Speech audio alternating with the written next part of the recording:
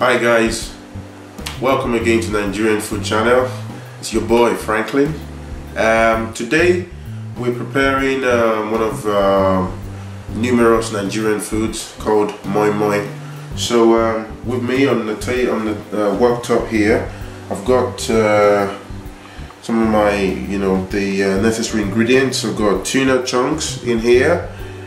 In here, I've got my bean flour, which for some people they probably would have the actual beans soaked in water for some time, get it peeled and stuff. But this is a lot quicker. It comes in powdery form. So we've got that in here. We've got a wooden spoon called omorogun in Yoruba, and here I've got a bowl of 3 boiled eggs, which will be going into the moi moi. We'll show you that later.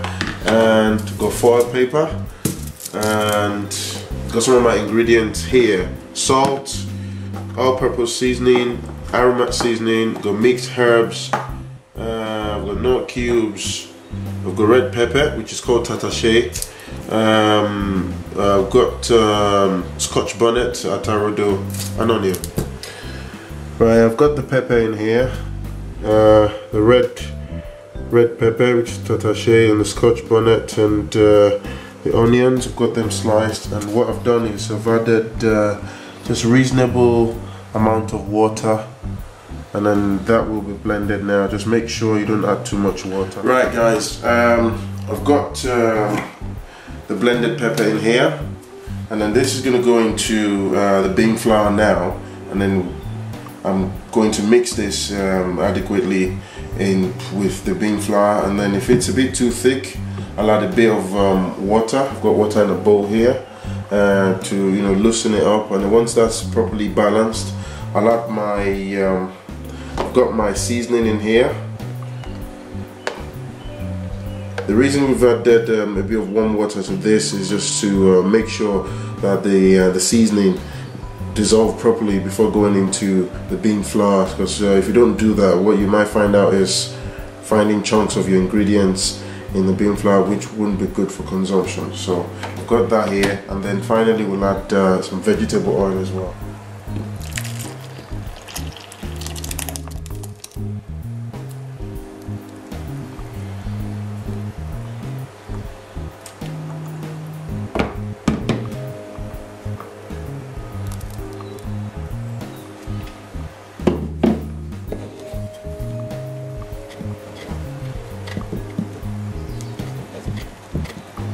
Right guys, I've got my fully mixed bean flour with mixed along with pepper, blended pepper in the bowl here. But there's one thing you need to take note of, right?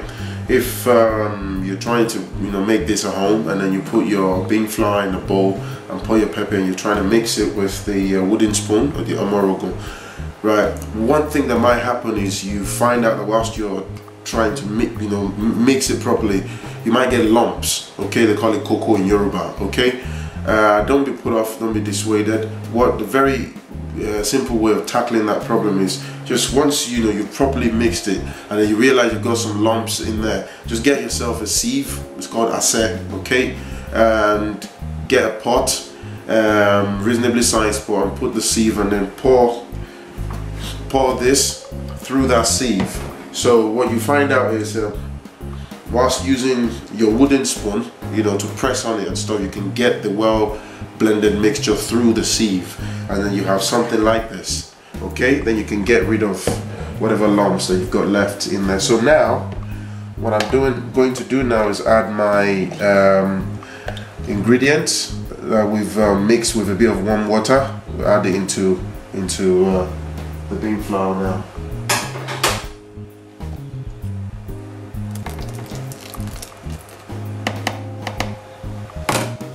And then you mix.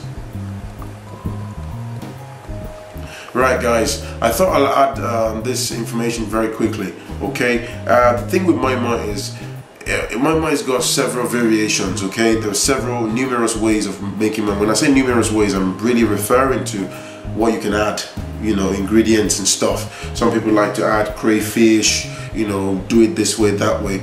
But to put it quite simply, my interpretation of how to prepare moi moi is a very simple and straightforward, you know, way for any beginner, any learner, or anybody who's interested in Nigerian moi moi. You can easily approach it and get it done. It's not complex, it's very straightforward. Okay, so now I'm going to add some vegetable oil to what I've got in the bowl in here.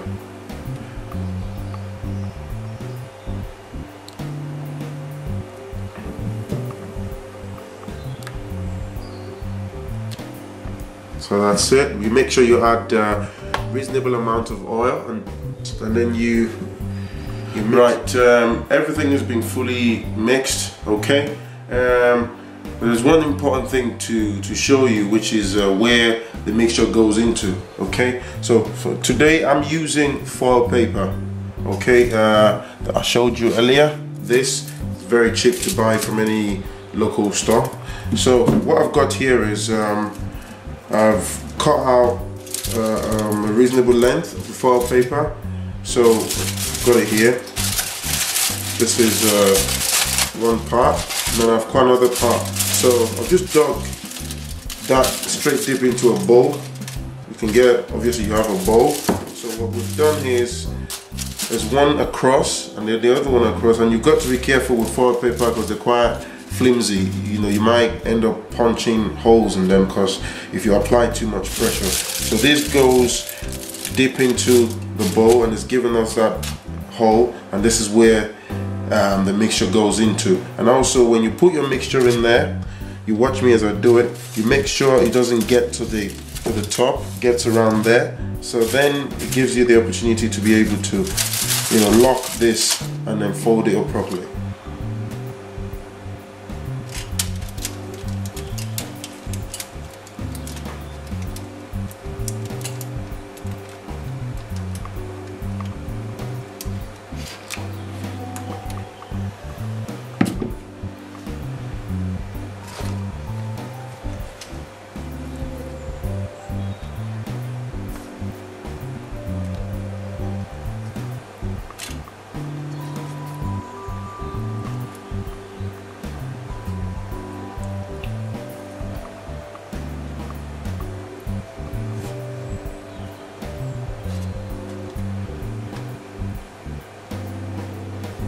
Right, I've got a reasonably sized pot on fire at the moment with water at about this, hope you can see it, about this sort of level. So what you need to do is whilst you're busy mixing your bean flour and necessary ingredients, make sure you've got the pot on fire about 15 minutes prior to you finishing your mixture. So this will be on fire and the water is already boiling. So what I'm going to do now is I've got the carefully wrapped bean flour mixture in here, and then this will be lowered carefully into this boiling water. So once this is being done, you need to allow this to cook for approximately 30 to 35 minutes. But in that time, after about 20 minutes on fire, you need to you know, obviously this would have solidified a bit, and then you can peel this carefully at the top and dip your fork into the center just to see if it still feels runny. It means it's not properly cooked. So when it's cooked, you know, you feel that solidness and the firmness, and then the fork would, you know, go in and then you can pull it back out, you can feel it. So about that time you can see and you'd be able to tell that it's properly cooked. So we'll put this on fire now. If you're using the foil paper, be careful, be gentle, so you don't suddenly make a hole in the foil paper. And also watch your fingers so you don't get your fingers burnt in hot water.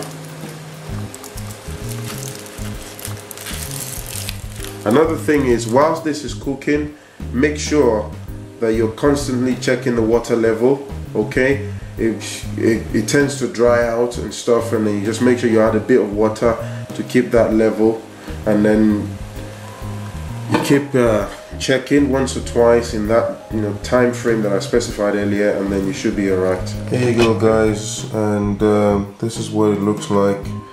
It's fully cooked now, and you can see Got my spoon here just to cut through it.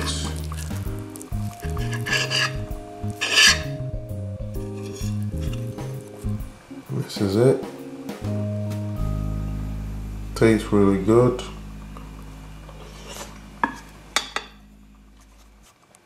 And this is how you make moi moi. And as I said earlier, you know, you can add any other ingredients you choose, you know, you feel like adding. You know, there's so many variations as I explained earlier. Thanks for watching. Subscribe to my videos, subscribe to my channel, like my videos, and I'll see you next time. Nigerian Food Channel. Bye bye.